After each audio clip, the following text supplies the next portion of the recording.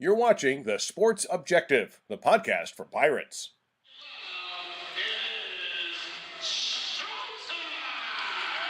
This is East Carolina Hall of Famer and Utah Jazz first-round draft pick Blue Edwards. You're listening to Pirate Basketball Overtime on the Sports Objective, your home for the best East Carolina hoops coverage. Put your crossbones up and lean side to side. Yeah, and lean side to side. Yeah, and lean side to side. Come on, yeah. Welcome to the island, man, it's crazy in here. A whole sea of purple and gold waving in here. Keep a plank on the Shark Tank, traders beware, because we got a whole bunch of rowdy sailors in here.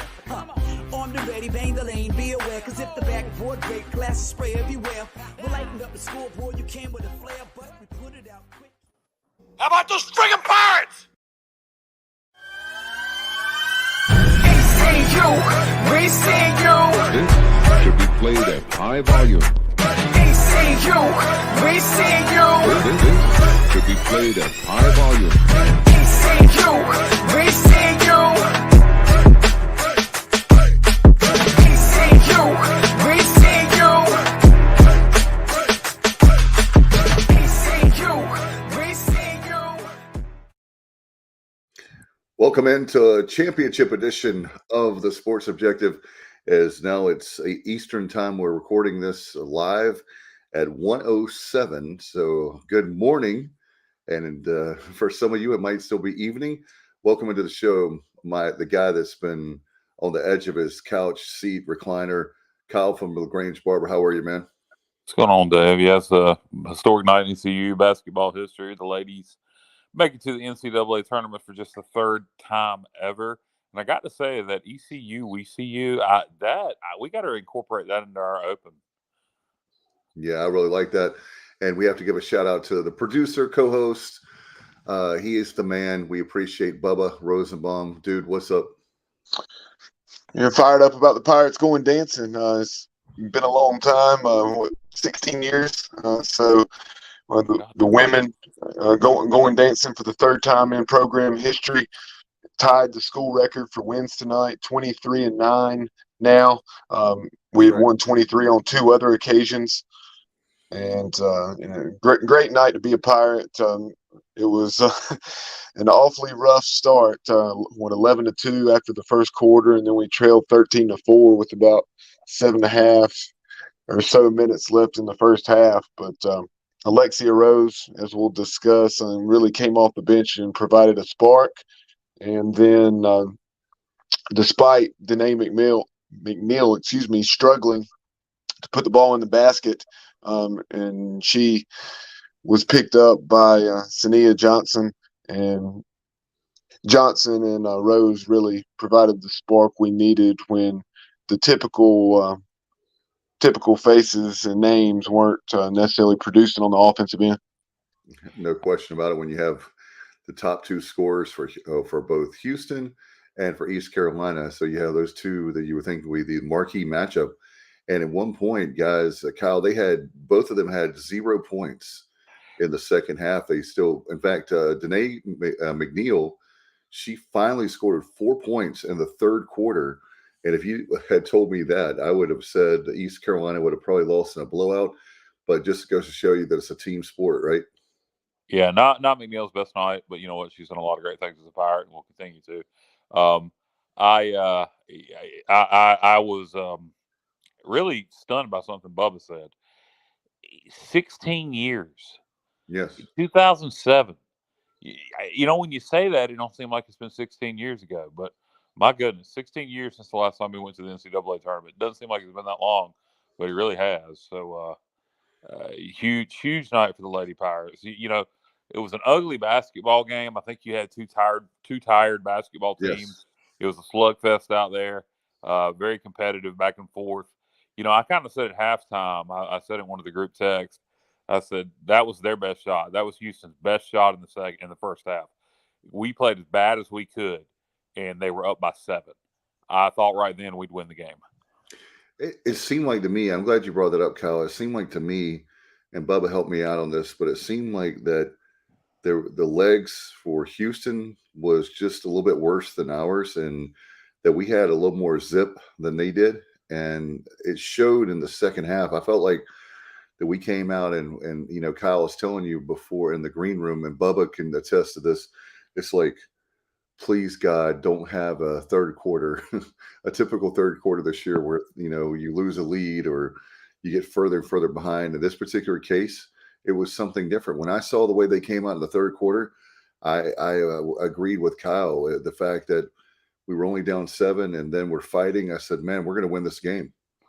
Yeah, outscored them 14-7 in the third quarter because it was 30 all, going into the fourth quarter, and then 46-44 final, and came down to the very end. And just so proud of the ladies and all they have accomplished, and just finding a way when so much was going against you, down 11, and you just absolutely could not buy a bucket, one field goal, because 2 of those 4 points in the first 13 minutes of the game were free throws, where we had split a pair on a couple of different occasions. And despite not shooting free throws well tonight, I think we're something like 8 of 22, we still found a way to get it done. Hey, another thing, Kyle, get this, because you love championships. And Sure. Bubba, check this, but I think I'm right on this. I'm going to do this on the top of my head, and it's 1:12 in the morning. I believe this is the only the 4th time ever in program history we've won a conference tournament. 1982, 1983, 2007, obviously, and now 2023. So this is a historical night for the program, for the athletic department. So happy for John Gilbert. I know Ryan Robinson, by the way, I got to give him a shout out. And if I had a hat, I would tip my hat. Guys, he was the one that was really high on and helped John Gilbert with the hiring process of Kim McNeil and Corey McNeil as associate head coach. And so got to give him a shout out for a great night to be a Pirate and to have, it's just, I'm still in shock. Not that they were not capable of doing it, but when it comes to basketball, we have not had a lot of good luck. Yeah, the ladies have had some success. You mentioned the ones in the NCAA tournament in 07, but we've been to plenty of NITs and CBIs since then, or CITs, whatever. We've been to the NIT and the CIT in ladies basketball under Heather Macy in the NCAA tournament under Sharon Baldwin Tenor. So we've had some success. It's just been a while, and I think this was kind of Kim McNeil's year where she needed to be successful. I don't think she had to do this, but I'm glad she did. And no question. Like Coach McNeil referenced in the post game, as far as the fatigue that you guys mentioned, obviously playing your 3rd game in as many days, and that's going to be a factor. But also, let's not forget that these teams defensively, they're 2 of the top defensive teams in the country, especially as far as turnovers forced, ranking 2nd and 3rd nationally. I believe coming into tonight's game, the Pirates were 2nd and Houston was 3rd, and forcing 24.5, 25 turnovers per game. Yeah. So you knew points were going to be hard to come by. I think the over-under in this game was something like 119. And it ended up being 90. Ooh. Yeah, good point. 46-44. Yeah, I hadn't thought about that. And just the fact that, what's great about this story is I know they talked about it in the press conference, but Kyle, how would you, we talk about all the time about how it really doesn't matter about polls. We like it to talk about it in the media and the fans, but they were picked dead last, 11th in the conference, and they go from 11th to 1st, and I believe it was Micah Dennis, but one of them said in the press conference, post-game press conference, that that's a journey. I believe it was Micah, and it's true. Like, you go from, they didn't like that. They knew they had more talent than 11th. I wouldn't have said 3rd, but I would have said maybe middle of the pack, and they ended up finishing 3rd in the regular season, and that really helped them because that made them where they had just to play the quarterfinals, semis, and finals, 3 games in 3 days. Yeah, in February, we were the best team in the conference, and it continued over now into March. So, finished the 3rd regular season, conference tournament champions, on to the NCAA tournament. How about this, guys? and we're going to carry over from last academic year, but baseball team, super regionals, football team, bowl game, women's basketball team, NCAA tournament.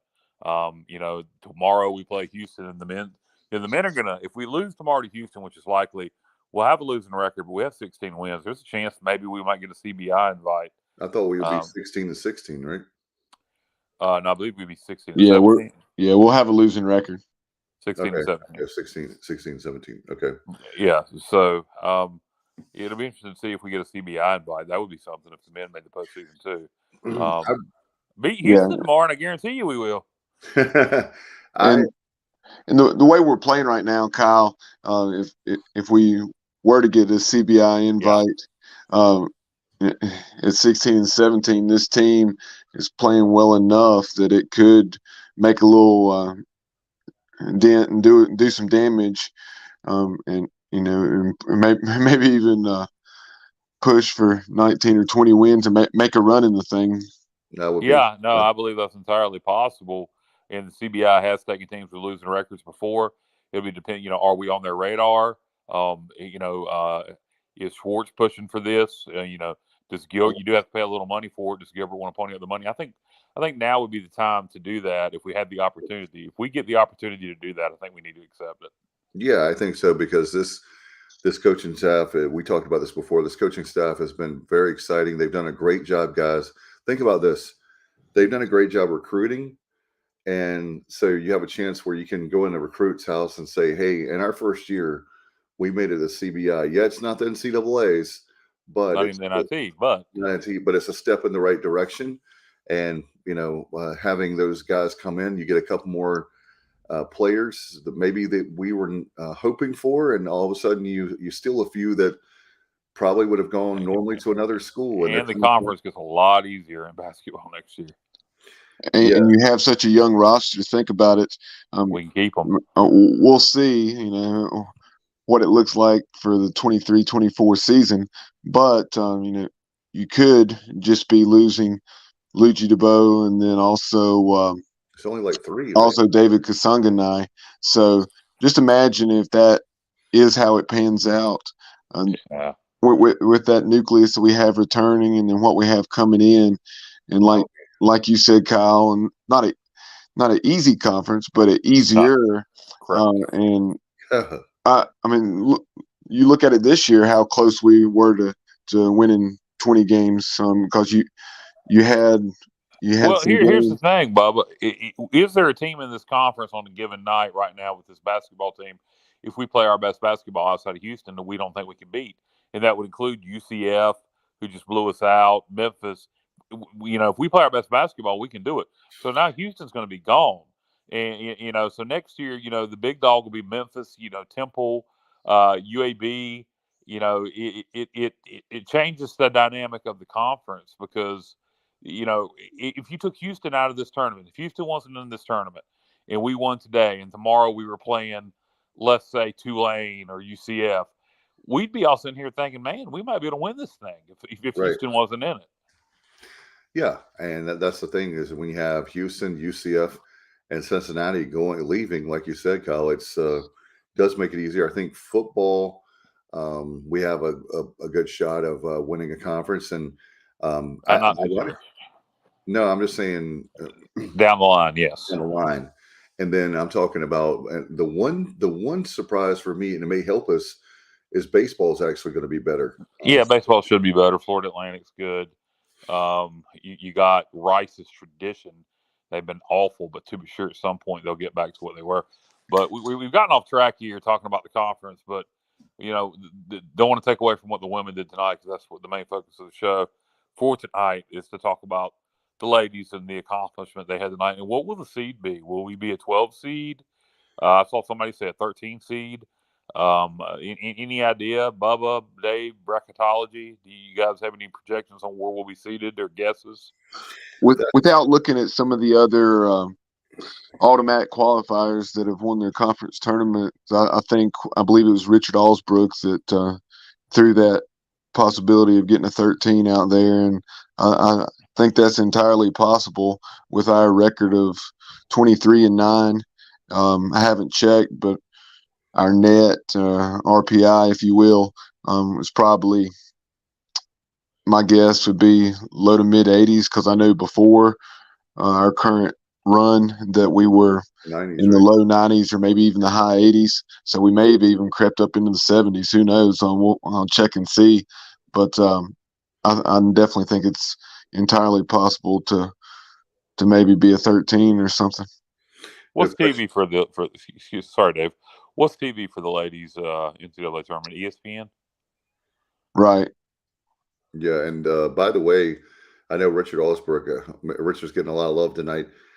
Down in Greenville, South Carolina, right, Bubba? Is that where? What's great about this pod system, and it helps out too, is that they were talking about. Can't think of the name of the arena, but they're in Greenville. Yeah, Greenville, South Carolina, Bilo Center. It used to be Bilo Center, but that's what I was going to say. It's not the Bilo Center anymore. I can't think. Yeah, it's another corporate sponsor. Oh wow, okay. Yeah, that's the thing, Kyle. I got used to saying the Bilo Center. Of course, I think it was a few years ago. It's a new sponsor, but anyway, at that arena, that's where Richard was saying that would be fantastic. It's sad because as much as I love my Lady Pirates, I love my son dearly, and he has basketball, a big basketball tournament and a big baseball tournament in the same weekend. So I wish Bon Secours Wellness Arena. There you go. Thank you. What is it called? That's where I saw of course, the Pirates, and on the men's side, I'll be the game. Defeat South Carolina. What's the name of the arena again, Bubba? Bon Secours Wellness Arena. That's a horrible name. Much prefer Now Bilo Center. Now you know why it was so easy for me to remember the Bilo Center. I was trying to think of. I knew it was not the Bilo Center, but I couldn't think of the name. And then went, "Thank you, Bubba." I'll settle for the Bon Secours indoor practice facility right now. Yes, sir. Yeah, or Sounds the good to me. how about you know who we should approach about an indoor practice facility? Bubba, you'll appreciate this. You know who we should approach about it because they're all over North Carolina, particularly in the eastern part of the state, but they're all over. You can't go 10 feet without one. They have the market in eastern North Carolina, so they should might as well have the Dollar General indoor practice facility. If there's ever been a company that should sponsor a practice facility in East Carolina, it is Dollar General, because they are on every freaking corner in every little town in eastern North Carolina. They have a great, and you know what? They have a great, not to get too off topic, but they have a great business model, because you're right, Kyle. Like, you can be down in Duplin County. It sounds like a horrible business model. Open a store every 10 feet, but it works. No, they have, like, for example, the big city of Stokes, Beargrass, Columbia. Like, I mean, you think about it. If you're in a small town and you have yeah, I agree with you there, but like Stantonsburg has a Dollar General. I mean, I could start thinking from that aspect, I agree with you. But when you go into Goldsboro or Kinston or Greenville and they got 10 of them some bitches, that's my problem. I wasn't talking about that part. I was talking about the fact of the small town. I mean, Beargrass has population 100. Okay, and I'm from Martin. Yeah, Beargrass, but it was Jamesville's got one. Yeah, Jamesville has one. Yeah, Williamston has one. LaGrange has one. There you go. So anyway, enough of Dollar General. Until they give the money for the indoor practice facility, no more talk of Dollar General until they give the. We need to get we need to get a campaign going. We need to get the CEO of Dollar General out here and say you got stores everywhere in eastern North Carolina. We need your name on the indoor practice facility. Make it happen, DG. Or not David Glenn. I'm DG as in Dollar. I know. Or we're going to have a protest where we're going to stop. We'll go to the Family Dollar, bitches. I forget you. All right, Bubba. Now let's go to. We're all giddy because of the time it is, and the women pulling it off tonight, 46-44 over Houston. And I have some more comments on that, but I know, Bubba, we want to go to the post game, right? Yeah, here are the thoughts of East Carolina head coach Kim McNeil, as well as some of the Pirate players following the 46-44 win over the Houston Cougars in the AAC championship game at Dickies Arena out in Fort Worth, Texas. Sania Johnson and Amaya Joyner. Coach, before we get into questions, would you please give us a few comments about tonight's game? It's just surreal. Just an unbelievable game by both teams. Both teams fought extremely hard, just the way we did 2 weeks ago when we went into triple overtime. Very low scoring game, but both teams really make their money off of their defensive effort. And tough that somebody had to lose, but I'm glad that we finished on top. And I'm just so happy for this program, so happy for these young women sitting up here to be picked 11th.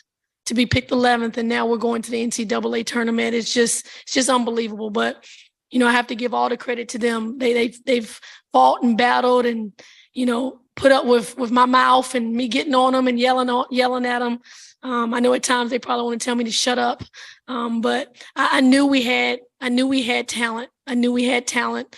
Obviously, inexperience to the fact of playing in this type of environment, and for these young ladies who have never experienced winning, to never experience winning 20 games, to never experience winning one game in a conference tournament, to come here and win this today, it just shows just unbelievable resiliency by my team and by my coaching staff.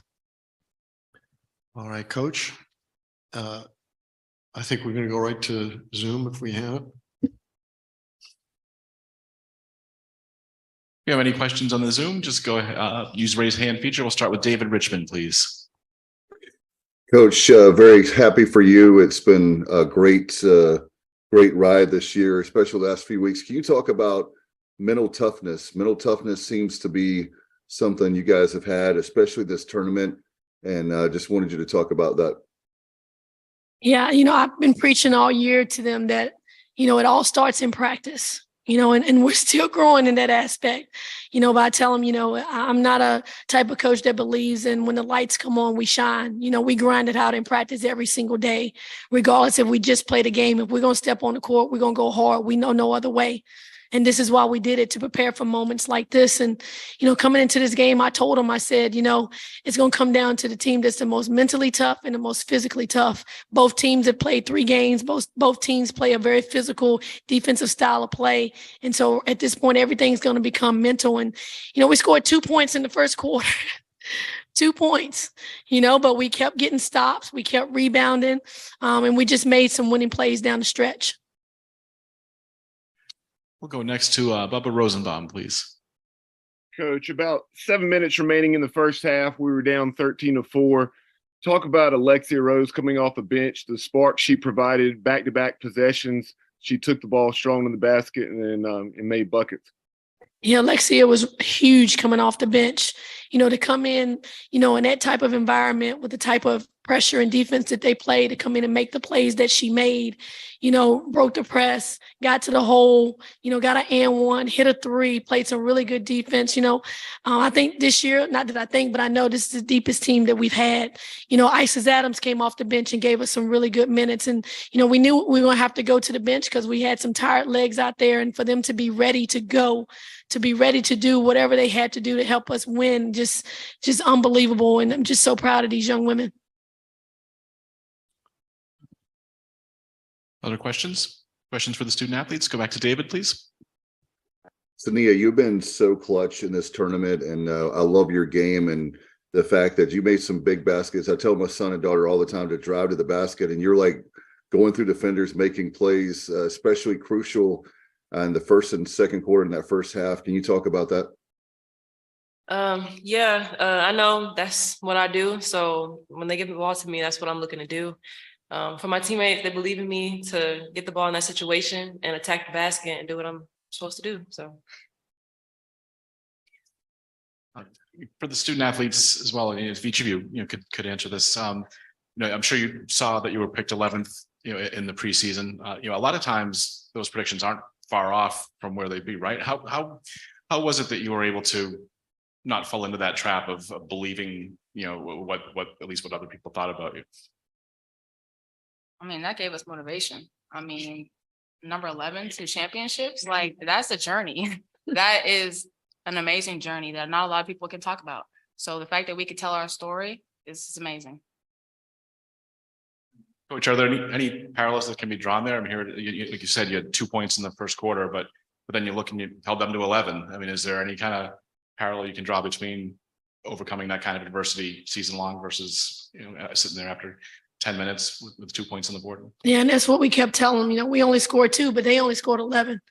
We go in the halftime, and I think we're down by 7, but, we missed some free throws, we missed some layups, and, we told them we just keep defending, keep rebounding the ball, keep defending, keep rebounding the ball, and the ball's going to fall through the hole. I thought we got some offensive rebounds the first half. We kind of just chucked it up there instead of taking our time. I thought we settled down in the second half and just made some plays. I mean, the play at the end of the game, when there's so many seconds left to go on the clock, 17 seconds or whatever it was, and we get 2 big stops, that's who we are. And we do it every single day in practice. We do a segment where, defensively, we have to get 10 stops before the offense scores 12. And we only get 1 point for a stop, where the offense gets a 2 or 3, depending on what they score. And so that's what we kept saying at the end of the game. This is practice. This is practice. This is the first to 10. We got to get 10. We got to get 1 stop to win this. So, we're built on defense. When we score the ball really well, that's like an extra, but we're built on defense, and that's how we won the game. We'll go back to Bubba for the next question, please. This question is for Maya. Maya, talk about the emphasis on rebounding. I know, obviously, in the game against Memphis, despite the win, out-rebounded by 17 tonight. You out-rebound Houston 55-47, and you had 15 of those. That's just what you do. Sorry. Yeah, rebounding is what I do. My offense game wasn't on tonight, so I had to help my team do something. I had to contribute. To do something. Yep. Besides scoring. Yep. Good scoring. I'm sorry. I'm just. And we say excited. And we say that all the time. There's always ways you can help the team. Sometimes people get so caught up in scoring the ball, but we preach to our team all the time, like there's other ways that you can help. You can play defense, you can rebound, you can take charges, you can dive on the floor, you can make winning games. So, we really preach not getting so hung up on the offensive end of the floor to find other ways. And she's been huge for us all season, rebounding the ball. In this tournament, she was definitely huge. We'll go back to David for the next one, David Richmond. I don't know if you ladies know this or not. I know you probably know it's the 3rd time in the history of the school to go to the NCAA tournament, 1982, 2007, and now it's great to say 2023 for you ladies. I don't know if you know this, but it's only the 4th time, I believe, in the history of the school to have a conference tournament. You're part of history, so I'm proud of you and proud of Coach McNeil, Coach Corey, everybody. The whole staff has done such an amazing job coming in 4 years ago. I was on the bandwagon. A lot of people were early on. But I'm sure after tonight, there's going to be a lot of people on the bandwagon. It's going to be kind of crowded on that bandwagon. But I hope there's more people. And how about the fans? The fans have really come out this year. I know for you there at Williams Arena, Minges Coliseum. Can you talk about the fans? Because there are a lot of people it's blowing up on social media right now. Let me tell you. Yeah, I just thinking back to those last couple of games, it's just hard feeling. And I think back to my first year, and I remember specifically playing Memphis at home and coming, 2 minutes left before we start the game and literally being able to count the amount of people in the gym. It was like 50 people. And, we've worked really hard, to try to build, the attendance up because, people in the stands help us in more ways than one. When that crowd gets behind us, especially those last couple of games, chanting ECU, purple, gold. I just can't say it. Thank you enough to Pirate Nation, for continuing to believe in us and them understanding that women's basketball at ECU is relevant. It's relevant now. We're here to stay. We are here to stay, and this is not the end. This is going to be a tradition from here on out. Thank you, Coach. Good luck to you ladies in the tournament, and maybe you can bring some more hardware home to Greenville. Thank you. All right. Thank you very much, Coach. Well, here's a shout out to your SID Cole for his help this week. And thank you also to members of the media who hung with us till 12:33 a.m. Eastern time to join us. And they have the card. Yes. You can have your card. All right. We're back. Dave, you're on mute. Yeah, it would help being 1:35 in the morning live.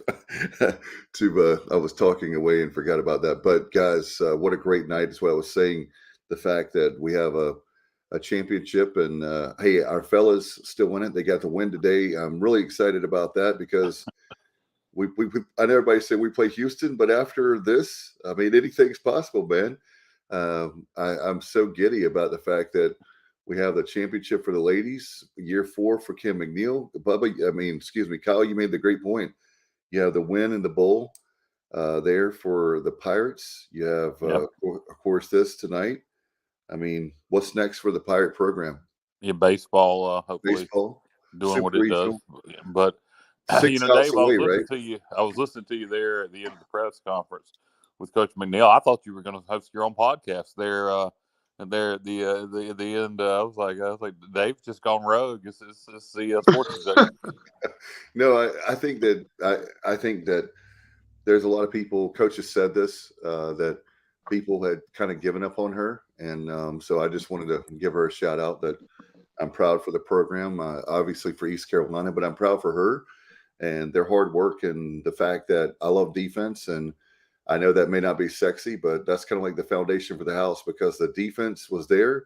And a night like tonight, guys, the offense wasn't there, but you can still play hard on defense and they come out with a victory. Defense wins championships.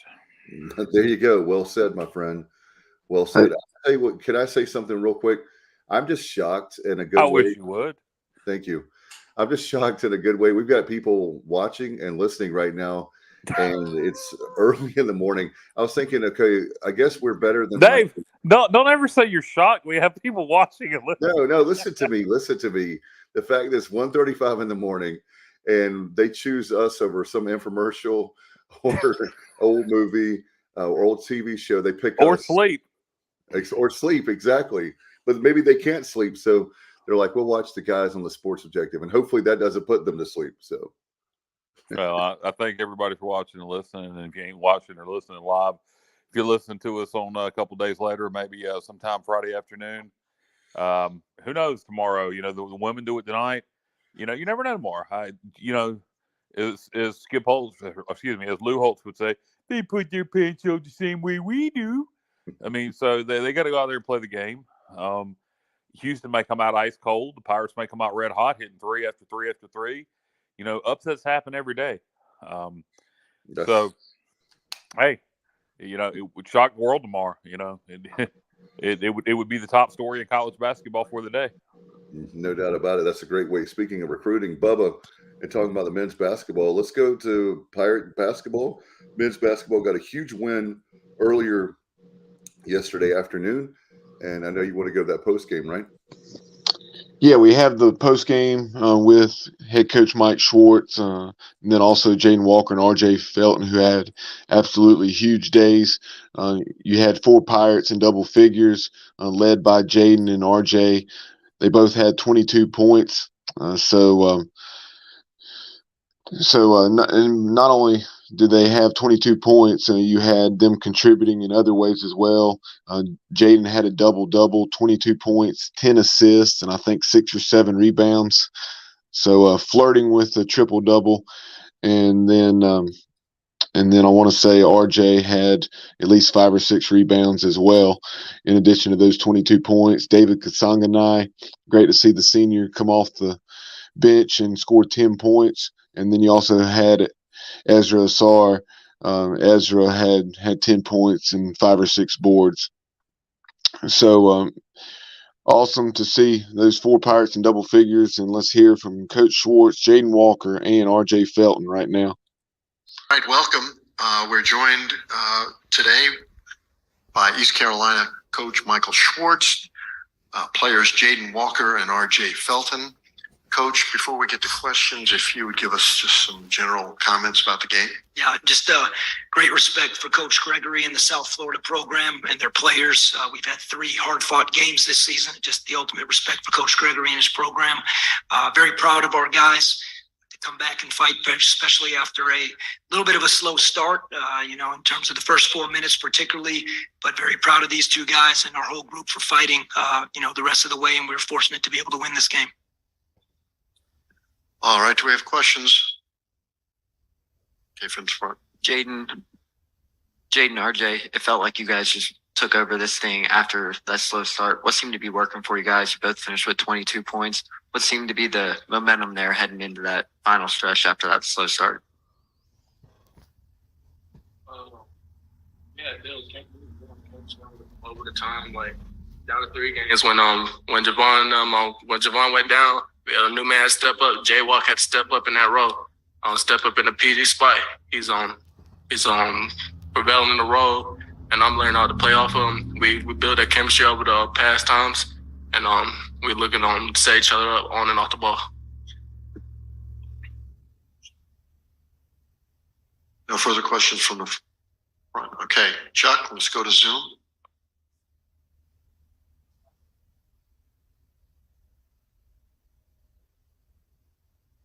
Hey, on the Zoom, we can start with Patrick Mason from the Daily Reflector, please.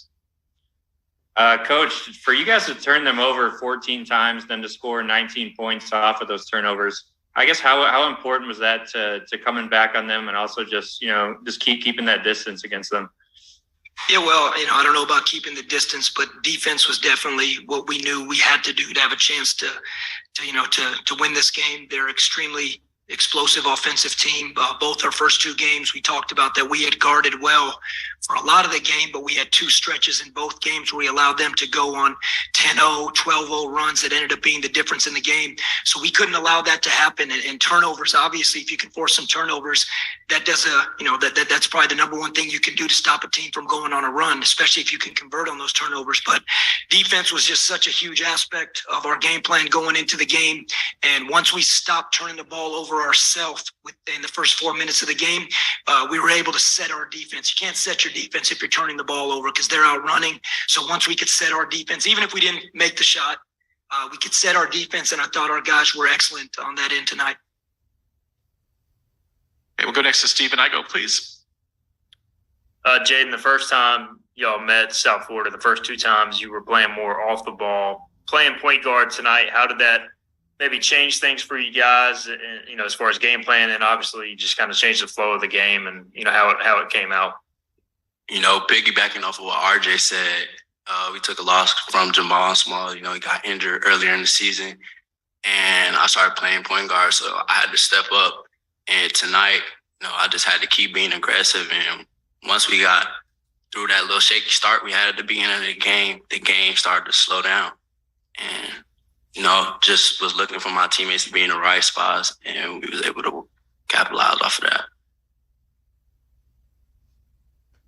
Okay. Other questions, please? Coach, Harris ended up scoring, I think, 26, but he had to take 22 shots to do it. So were you happy with kind of just how much y'all made him work to get those points? Well, you and I talked about this before we headed to Fort Worth, and you just can't shut him down. I mean, you could try, and you're going to do that, and that was obviously our focus. But if you put it on shutting him down, and that ends up being what your barometer is of success, you're not going to come out on the positive end of that a lot because he's that dynamic of a scorer. But what you can do is you can try and make him take shots on our terms, which I thought we did tonight. We got him off the line a few times, whereas in the first 2 games, he got those threes up. And when he can shoot the ball comfortably, he can put a 6-0, 9-0 run on you in a hurry.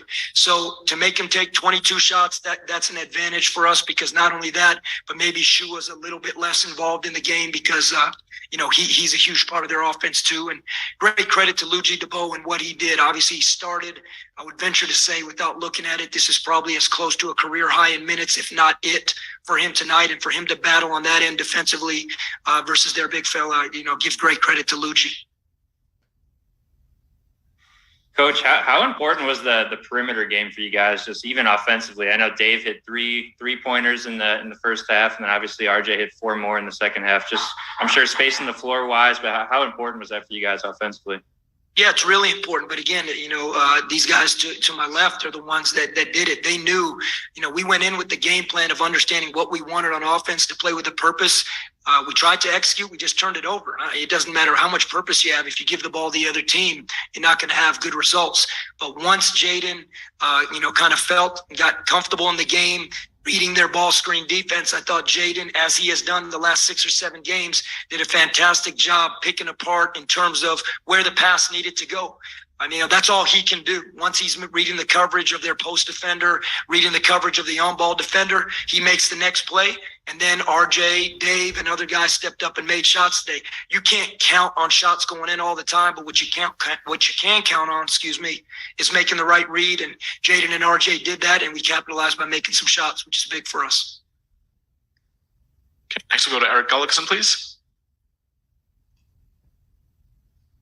Hey guys, congratulations. You got a big test on board tomorrow against Houston, team you guys just saw very recently, just a couple weekends ago. You know, what can you guys kind of take out of that game and seeing them in person to help you get ready for tomorrow? Any of the players. Playing against Houston the first time, it was more of a learning experience than anything. They had beat us on the glass a lot. We had to focus on rebound and learn matching up to the physicality to them. Yes, they're the number one team. Kudos, and I'll give respect to them. But I just feel like we just got to match their energy as we play against them.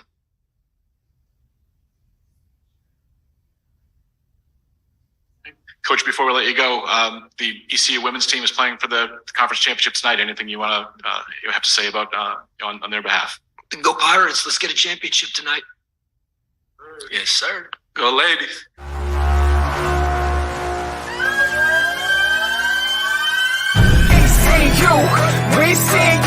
This should be played at high volume.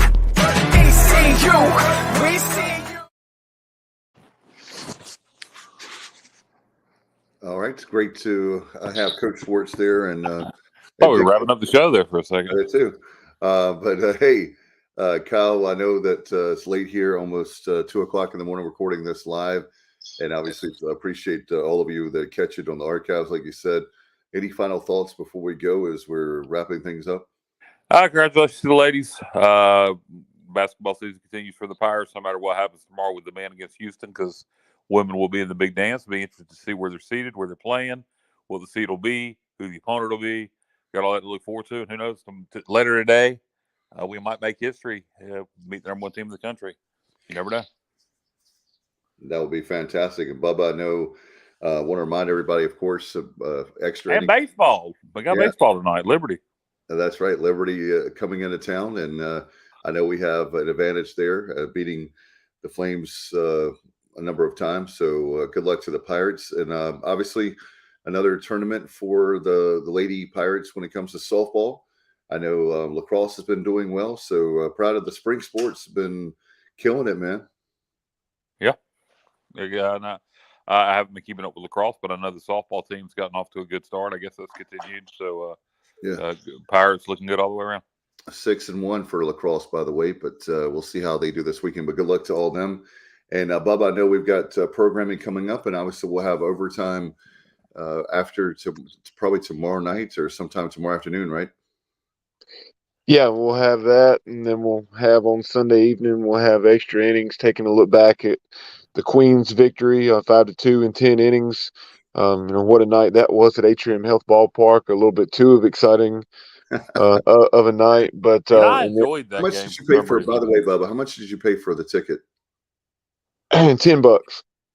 So you got like $25 worth of a ball game, right? You should have given them extra money for that. Yeah. That pitcher pitched the game of his life for Queens. I enjoyed watching that game. Did you hear about that? He pitched how many innings, and then he only had 2 days. He went 8 2/3, I guess it was, and then 129 pitches. And he had 2 days rest, Kyle. How about that? 2 days. You don't want to do that too much. He's gonna ruin his arm. But exactly. But anyway, I'll keep my mouth shut. And by the way, did you see that picture of the dude that was had the one-handed finger salute right near Bubba? I did. Yeah, I don't know what that was about. Bubba, do you know what that was about? That's no clue. I didn't know it had happened. I didn't know that it had happened until you guys sent me the picture. I was like, poor Bubba is like one of the nicest guys ever. And he's got some dude, and I won't say the word I want to use right now, even though I can, some unnice dude. How do you know? He may have been provoked. I mean, you don't know what the situation was. There have been many a time I flipped somebody the finger and used all kinds of foul language. It doesn't, you test the reaction. You don't know what he was done to be provoked. I don't know. But anyway, glad that we got the victory and a great turnout, right, Bubba? 2,500. Yeah, almost 2,500 there, What about and you? The majority of those were Pirate fans. And Well, what in the hell's a Queens fan? Yeah, there were very few there. They love and you did have some local just baseball fans attending the game. Yeah, I saw a guy in the NC State hat. Yeah, you had some of that. Folks. It's Kannapolis, not Charlotte. Not that you wouldn't have had a little bit of that in Charlotte, but you're more prone to have it, more apt to have that kind of thing in Kannapolis because there's not as much going on, obviously, as downtown Charlotte. So some folks, eager for the Cannonballer season to start here in a month and a half, came out and then did the same thing the following night as Charlotte lost a heartbreaker, I think something like 13-11 to UNC Wilmington, and they had, I want to say, 1,700 at that game. So pretty impressive that, and although pretty impressive, not surprising that we had more for our game than Charlotte did for UNC Wilmington, because we clearly have a strong alumni base in this part of the state and just a overall strong following for baseball when games are played in state. I mean, folks from Raleigh or other parts to the east traveling to Kannapolis for the game. That is impressive there. Hey, Bubba, off the top of my head, isn't there this year we're playing in 4 minor league ballparks? Correct. Off the top of my head. Yeah, you've already played in the DBAP and Atrium Health Ballpark, and then you'll be playing in downtown Charlotte at the Charlotte Knights Stadium. Yeah. And that was, I think, April 19th against the 49ers. Is that Truist Field? And then you also have the game at the ballpark down in Fayetteville against Campbell. Yep. And then who knows? There may be others, but at least those 4 right off the top of my head. I think our ODU game is going to be at a minor league ballpark in Norfolk. I'm almost. Oh, is that where the Tides play? Yeah, I didn't realize that. Okay. I think so. Don't quote me on that 100%, but I think I heard. You may be right. Yeah, now that you say that, I remember reading something about where okay, that would be cool. So that's a good. To me, the reason I brought that up is I think that's great for not only our fan base, because we get more fans there, but also the fact that it gives our guys experience, especially coming tournament time down in Clearwater. That's definitely a minor league park and a beautiful park for the Phillies. Yeah, and Dave, you talk about the atmosphere and how the majority of that 2,400 plus that we had at Atrium Health Ballpark were Pirate fans, and the crowd did a good job of staying in it despite the bats being quiet, and really, I think, helped propel the team to the victory, and really got loud there in those last couple innings when we tied it and then pushed across 3 runs in the top of the 10th. But check out our video on our YouTube channel. I captured a lot of that, and I moved down there behind the plate where you guys saw me just for the final inning, and the reason I did that just because I saw folks saying that there was no volume on the ESPN Plus feed. Correct. So I wanted them to have an accurate depiction of what the crowd was like and how many Pirate fans were there. Yeah, you can see it on the TV. Yeah, you can see it on the TV, and I kept syncing my tune-in audio with Scott calling the game and Coach O, and I had it perfectly synced. Finally, perfectly synced, because I'm anal about that. I couldn't have it 1 second off, so I had it. I kept pausing the game, had it synced, and then somebody called me. And I just said, screw it. I'm not going through that again. So I watched the last about 4 innings with no audio because I wasn't going to try to sync it again. It was driving me nuts, man. Yeah, well, you can get it synced, but then you also in the back of your mind know, well, now I'm watching it slightly delayed. So what's happening? And then when the phone call happened, I said, screw it. I'm not syncing it again. I'll just watch the rest of it with no volume. Yeah, so make sure to check us out this weekend on Sunday night for Extra Innings. And speaking of Extra Innings, brought to you by our good friends at Next Level Training Center. And you can simply go to nextleveltc.com. Give them a call, 252-756-NEXT. And we appreciate Trent and Gaynell Britt, their support of the program. And Kyle, you know what I've got to do this weekend, bro? I've got to order the pgxgloves.com. So I've got to go there for my kids for baseball and softball. I'm going to do it this weekend finally. Yeah, it's time to order gloves. The baseball, softball season. Use your batting gloves. Maybe you're about to go hit the greens and play a little golf. You need some new golf gloves. Whatever they got the swag. There we are right on the screen. If you're watching, they got the swag also. They've got football gloves. Any kind of gloves you need, they got it. And don't forget about the swag and apparel. Put in promo code ECU at checkout. Save yourself 25%. That's at pgxgloves.com. Go get yourself something. Thanks, Kaz, for your support of the program. Means a lot. And by the way, somebody who means a lot to me, guys, before we go, I've got one more thing, Bubba. I normally wouldn't do this, but I want to give a praise report. I know Kyle's going to say I'm bragging about my great daughter, Mackenzie Blair. My daughter finally got on the honor roll. I'm so proud of her. She's been working really, really hard. So she gets embarrassed when I talk about her on the air, but I want to give her a shout out for her hard work. She's come a long way here in third grade. So love you, baby. And keep those grades coming. It's great to see your kid excited that they made the honor roll, especially for the first time, and really proud of her. So guys, do you have anything else before we go? Not a thing. All right. Appreciate everybody. Thanks to Kim McNeil, her great players winning that championship 46-44 again in Fort Worth at Dickies Arena, and also the men winning and the play-in game basically, and they're going to the quarterfinals tomorrow against today, later on at Houston. We had their press conference. Congratulations on their win against USF today. Big one in Fort Worth. All right. We'll see you later on today. We don't know what time yet for overtime. Thank you so much for watching and listening. Good night, good day, and we'll talk to you later. As always, go Pirates. I'm a pirate down of my soul, and I don't back down, not at all. Find out when the cannons explode, from the sidelines down to the post. Put it down like not even close, all out to the last whistle blow. For the flag with the soul and crossbones. Everybody stand up, get your hands up, let a team know that we got they back. This is our house, this is our town, our time, Rebel 19, copy that. Everybody in the stands go bananas, scream loud, but don't hold back. Every foot, every yard, every first down, every touchdown with the cannons blast. Get it on, get it all, get the wave going like a hurricane, y'all.